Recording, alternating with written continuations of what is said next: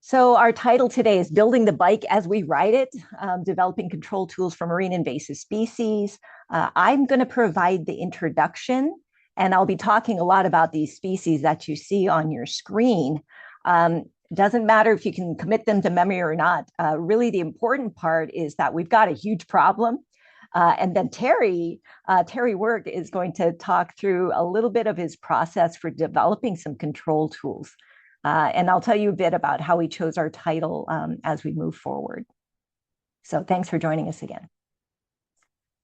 First, I would be remiss if I didn't tell you, you folks all know, I see who the participants are, but as this goes out into the Webiverse, it's always important to recognize the value of the reefs and the losses that we avoid through the protection and perpetuation of healthy reefs. And, so often we put the cultural losses down at the bottom. I've put them at the top for a reason. It was a purposeful choice. But when we don't have healthy reefs, we lose those cultural connections to our reefs, right? This fishing lure, Hawaiian fishing lure, is a great example. But I also have a picture here of just the practices and ways of life. This is friends and my daughter just snorkeling to learn how to snorkel and look at the reef life. Our way of life is connecting with the marine environment, and healthy reef is all part of that. In 2013, NOAA conducted a meta-analysis, an analysis of a bunch of analyses, and quantified the value of the reefs for subsistence, recreation, commercial fisheries, tourism, and more, and found that they return a value of about 1.74 million annually. And it's actually much more than that, right? USGS also did a study that quantified the value of the reef in averted damages. When we look out from our shoreline and we see the waves breaking on the reef, that is the reef providing services to us. They are breaking down storm damage and just normal wave energy. And that value is actually 836 million in averted damages. So when we have a storm hit us, healthy reefs are able to take some of that energy and dissipate it before it hits our shorelines, takes the sand away, perhaps does inundation and the like. And one last thing that they found, which I thought was really interesting and perhaps underappreciated, is that with a 1 meter loss in reef height, that is 3 feet, combined with either sea level rise or a reduction in coral growth, and of course, folks in Hawaii know that our islands are naturally subsiding. The damages are projected at actually 1.3 billion in property and economic activity. So healthy reefs are super important, and keeping them healthy into the future is really a high priority for all of us. And moving more into that marine invasive species climate change confluence, we have two wicked problems that are intersecting right now. Folks have heard me say this before, you're going to hear it again. Invasive species are the greatest driver of native biodiversity loss, that is extinction on islands. Invasive species degrade the resilience of reefs, and these are critical natural infrastructure. We just talked about that USGS study about how they're natural infrastructure.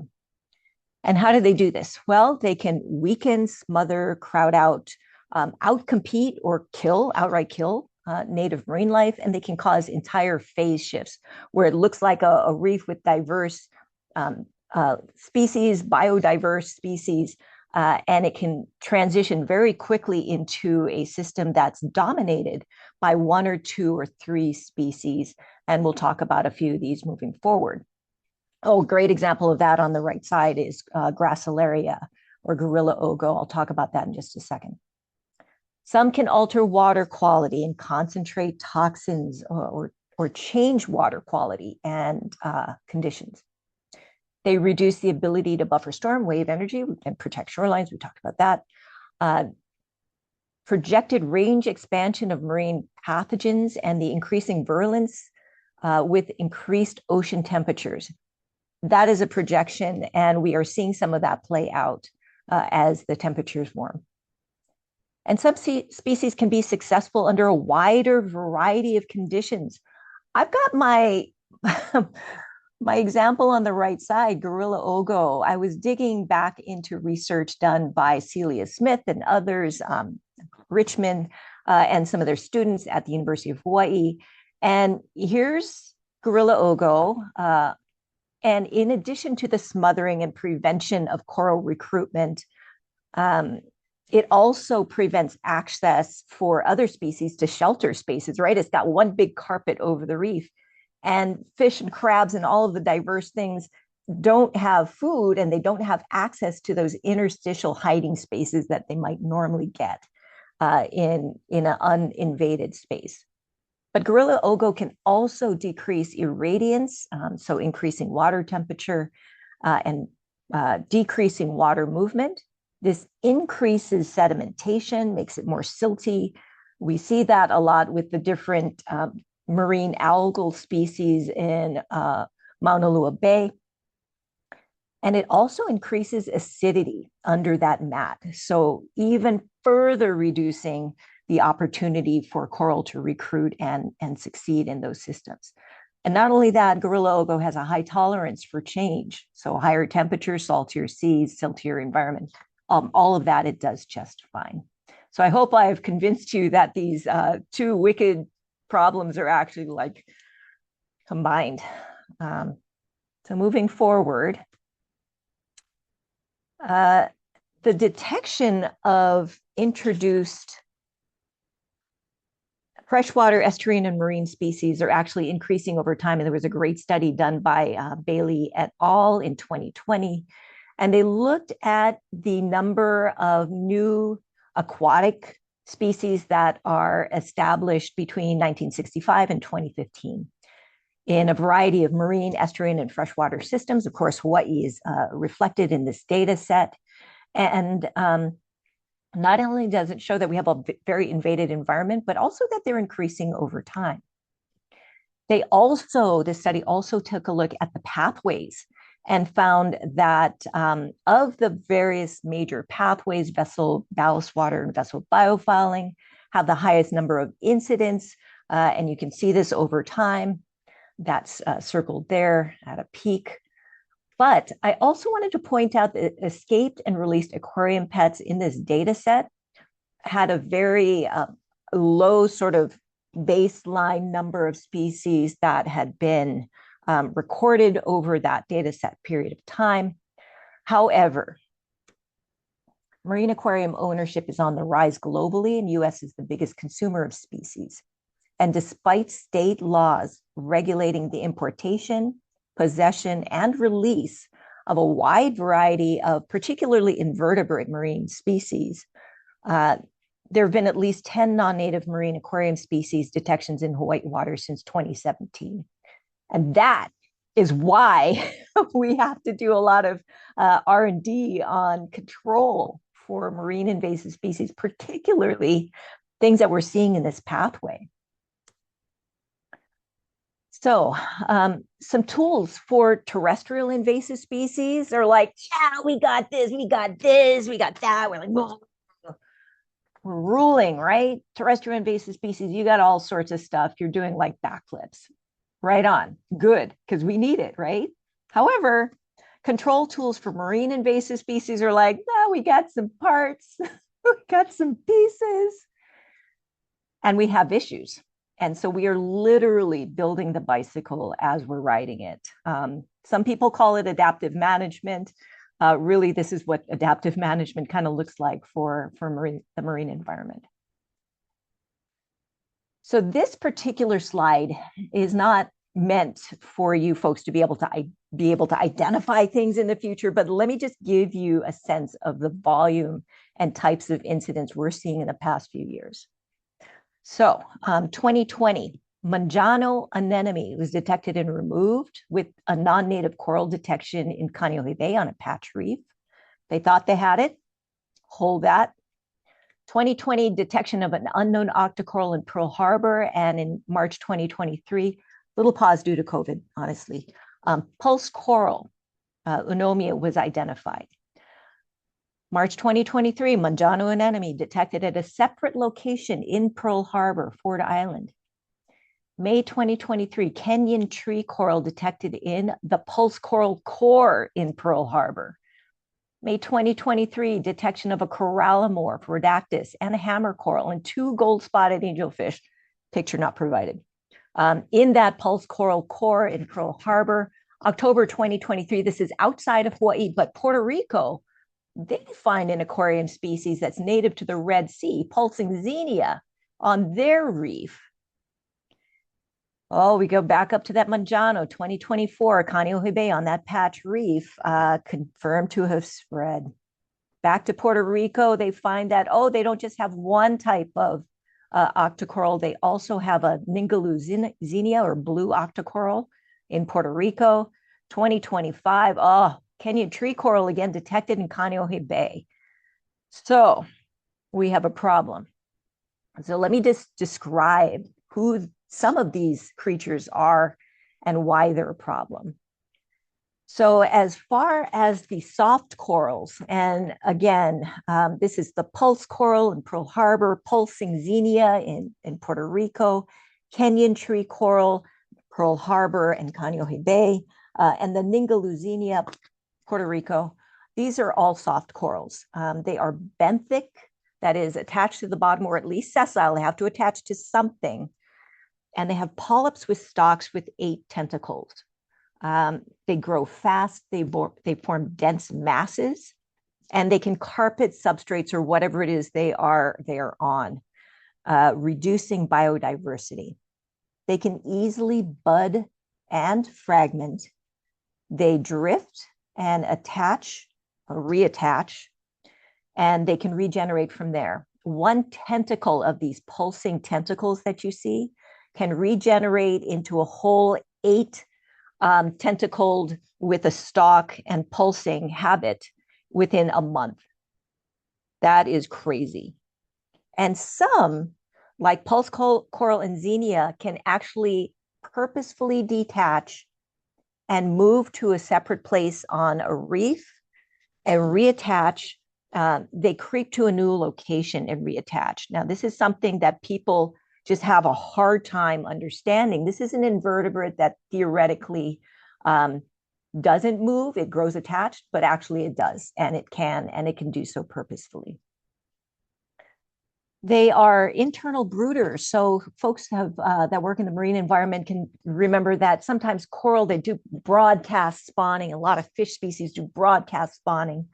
Well, this one, they are internal brooders, so they brood inside their cavities, and the larvae are usually negatively buoyant, so like they don't float and move off into the water column. So they usually don't fall far from the tree. That is when there isn't a big current. And xenids are the only soft coral with this pulsing habit that makes them a popular marine aquarium species. So my image is on the side. Thank you for folks in Puerto Rico for sending us this pulsing habit, and mahalo to contractors, Stantec and Sea Engineering, for capturing this video of our pulse coral infestation in Pearl Harbor. So some of the other creatures that we're trying to control, also non-native, also illegal, by the way. Manjano anemone, that's been in the news a little bit recently. That is in the top right. It is an anemone that is benthic or sessile. They have to attach to something. However, they can detach and purposefully move to a new location. And they find that this happens in aquariums. You'll put this little fragment of rubble in there with some manjano attached. And by morning time, the manjano have moved to different locations in the tank. Also, corallimorphs, this is a soft, it's a little bit like an anemone, but not, it's an invertebrate. Hammer coral is a non-reef building coral. They're all benthic or sessile, fast growing. They form dense masses. They can carpet substrates and reduce biodiversity. They can bud, divide, fragment, Some can drift and reattach, and some can move on their own, as mentioned. So these are all of concern to us. We have all of these species.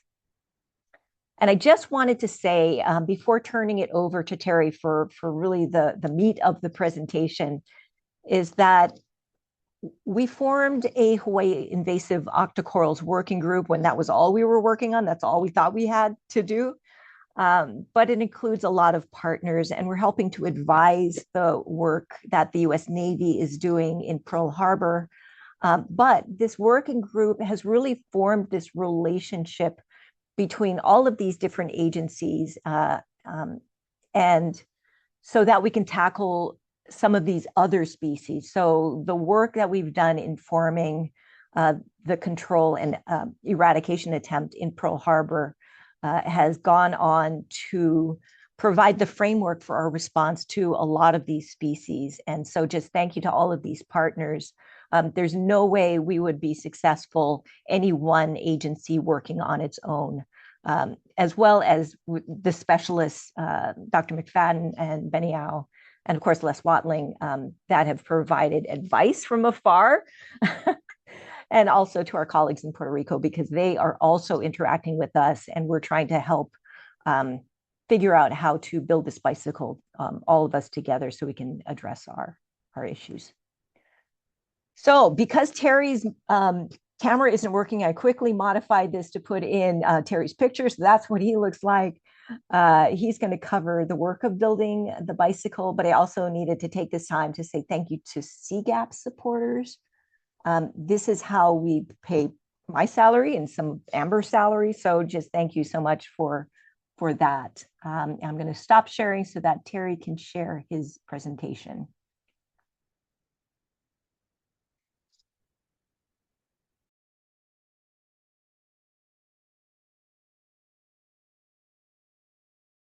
Thank you, Christy. Do we want to take it for questions, or do you just want to move right along? We're going to move right along. And if you can move that to full screen mode, there you go. And then we'll take questions afterwards. But as you think of questions, you can go ahead and put them into the, I think there's a Q&A. If not, you can use the chat. Thank you. Great. All right. So, I'll be talking about some methods that we've devised to try to control marine invasives. So I like to start this talk out with the invasive species curve, because that really helps me understand how management of invasive species can be really challenging. So ideally, when you look at this curve, we want to be on this side with prevention, but preventing things from being released and becoming invasive. But as Christy pointed out, that's really hard in a place like Hawaii, where you can, order aquarium animals and dump them out in the ocean. So your next best bet is if you can be in a position of eradicating, so here's that curve, these things, exponentially grow and spread over time. So if we can be in this eradication mode, that would be really great. Can we stamp it out, catch it early enough, key point, and then stamp it out? If you can't be in that region, then you're kind of left to a point of containment or long-term management. The horses have left the barn. It's too late to close the barn doors at that point. So we really want to try to be in this prevention eradication area of that curve. The problem is that to be in this eradication area, you need to have a tool to eradicate the species. And as Christy pointed out, we haven't been there quite yet in comparison to our terrestrial colleagues. When you look at marine invasives, it's mostly algae that have been documented. Management has mostly been considered hopeless because of lack of tools, and people think, oh, it's the ocean, everything's connected. And there's a lack of tools to manage it. So, for example, if you look at the literature, there's very few successful instances of eradication of marine invasives. There was some invasive algae in California that were eradicated with tarps and chlorine over a broad area in a harbor successfully. There's an example of invasive algae in an inlet where there was a small area, like a couple of square meters, that they were able to eradicate it just by pulling it off. There was an invasive polychaete in California that was detected at an aquaculture outflow, but again, a very small, limited area of a few meters squared, and so they were able to successfully go in there and pull them off the reefs. There was a case in mollusk in Australia where they basically poisoned an entire bayment with copper sulfate to eradicate them. And then there was a case in algae in a shipwreck in New Zealand. It was limited to the hull of a shipwreck, and they built these special boxes with heat coils to cook these algae off the ship's hull. So most cases are very limited area, and the tools are limited. So manual removal, that's very labor intensive. And the big problem with that is you create fragments when you rip things off the reef, and that can cause propagation of new invasives. That copper sulfate example I talked about, it would be very hard nowadays to poison an entire bay with copper sulfate, given the regulatory constraints that we have. People have tried using salt, dumping salt on things, dumping dredge spoils, covering with tarps. And that heat example with the electrodes, where they use these little boxes to cook the algae off of the ship's hull with electrodes. So we got involved with this whole situation because of an invasive corallomorpharian at Palmyra Atoll National Wildlife Refuge. And this organism was overgrowing live reefs. So this photograph in the upper right shows these corallomorpharians overgrowing live Montipora corals. So we were concerned that this was a problem, and so we decided to try some of these methods that have been done in California with chlorine and tarps on this corallomorph. So we took chlorine tablets, we salted them out on the corallomorpharians, we covered them with tarps, we sandbagged the edges of the tarps, and that worked really well. But that was a very labor-intensive and not very safe operation. Remember, this was research divers doing this, not professionals. But this photograph on the left shows you the tarp that's deployed, and the photograph on the right shows you the aftermath of that deployment. So you can see on the top, this bare substrate, it worked really well. But you can imagine schlepping 200-pound sandbags underwater with lift bags and moving them around and moving 10 by 10 foot tarps around with currents. It's just not a very scalable or user-friendly way to address marine invasives, but it does work, and it is a tool at our disposal. Tarping alone has proven to be effective to remove invasive eunomia at Joint Base Pearl Harbor. So these guys, they're professionals. They're deploying ginormous tarps that are like 20, 30, 40 feet long by 10, 20 feet wide. They've got big sandbags, but this is all done by professional contractors, not newbie research divers. And it has been very effective at stamping out eunomia over large surface areas at Pearl Harbor. So we were thinking of other methods to control invasive marine cnidaria, and we came up with two ideas. One was some sort of biodegradable paste that you could slather these things with, and the other was hot water. So kind of building off of the idea of using these electrodes with boxes on a ship's hull, can we figure out a way to scale heat to kill these things on the reef? So we did some early trials in Palmyra Atoll using that basically toxic toothpaste. So we took toothpaste and we added lye to the toothpaste, and it makes it caustic, and we slathered that on using syringes on corallomorphs, and that worked pretty well. Overnight, we could kill these things using that toothpaste. And the advantage of that too is you could treat around sensitive animals. So this here is a Montipora colony. You can see the corallomorphs right here, and then they've been slathered with a toothpaste. And then the next day, we basically kill them off, but the corals survived. So this is really nice because you can spot treat. You can do both wide scale potentially applications, or you can do spot applications around sensitive animals. So we scaled this up using a technique called the shovel pump. So on the right is a photograph of the shovel pump. So this is basically a pump that's designed to pump really thick stuff. And so we have these buckets of toothpaste. We put the pump in there. The pump pumps the toothpaste through these hoses. And then you slather the stuff on to the corral morph. So this is exactly what it looks like underwater.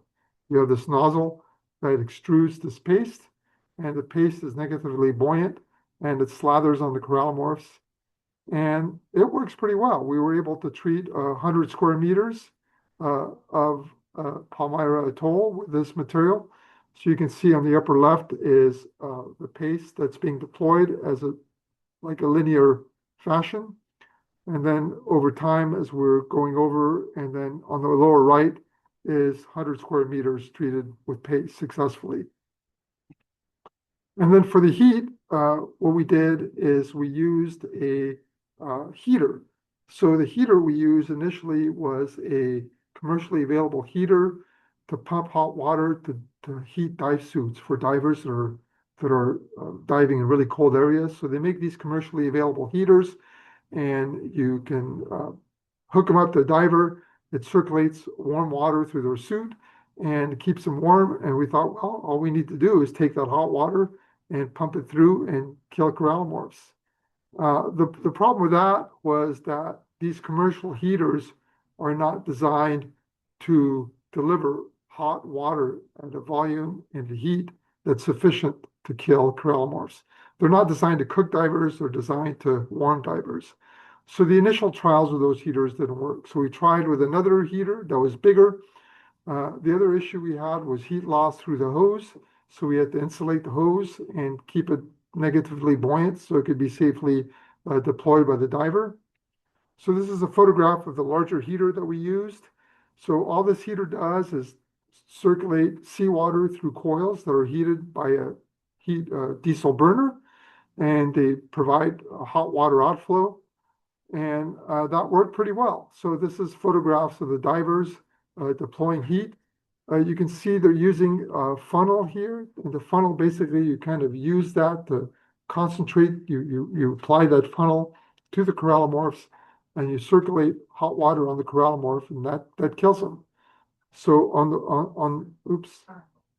the lower right here, you can see divers basically chewing away at the corallimorphs. So on the upper right is dead corallimorphs. On the lower left is live corallimorphs. And so you can scale this up, basically. Each heater can deploy 2 divers, and you can, kill corallimorphs that way. And this is kind of the end result of our trials at Palmyra. So the heat was about 93% effective in killing corallimorpharians, and the heat was about 76% effective. And I suspect it's because it's difficult to get the heat in pukas. We're not dealing with a flat substrate. We're dealing with a substrate that's a little bit 3-dimensional. So, these techniques are not by any means silver bullets, but they are additional tools that we can add to the toolkit for control of invasive Cnidaria in marine ecosystems. And we since then have scaled up this heat technique. So we've made a third version of this corallimorph killer, call it CK3, corallimorph killer 3. You can see it's quite a bit more substantial than the unit that we used at Palmyra here in 2021. And this has been successfully deployed by divers at Pearl Harbor to control marine invasives. So you can see here's a hard hat diver getting ready to deploy this technology to control invasive Cnidaria. We found that toilet plungers make a fine funnel to concentrate the heat. So at the end of the hose, there's a toilet plunger, and we can basically, provides a nice seal to the substrate and allows that hot water to circulate and kill invasive Cnidaria. And they've stamped out, or they've actually reduced the invasive Capnella at Pearl Harbor with this heater, because the Capnella was refractory to tarping control, unlike Eunomia. So we were able to use heat for that. And we were able to use that heater to stamp out Capnella in Kaneohe Bay with the state of Hawaii. So it is definitely a viable option. It is working. It is being deployed. And so the next steps is we're going to continue working with DAR to continue developing tools to control marine invasives. We're going to try to scale up the Pest in Hawaii. We only did scale up trials in Palmyra, but we really haven't done that in Hawaii. Puerto Rico folks have taken an interest on this technique, and so they are planning on ordering the equipment to deal with their invasive cnidaria. And then maybe in 2028, we can train Pacific partners on this technology as well. So again, they're not panaceas, they're not silver bullets, but they are additional tools that we didn't have before to address marine invasives.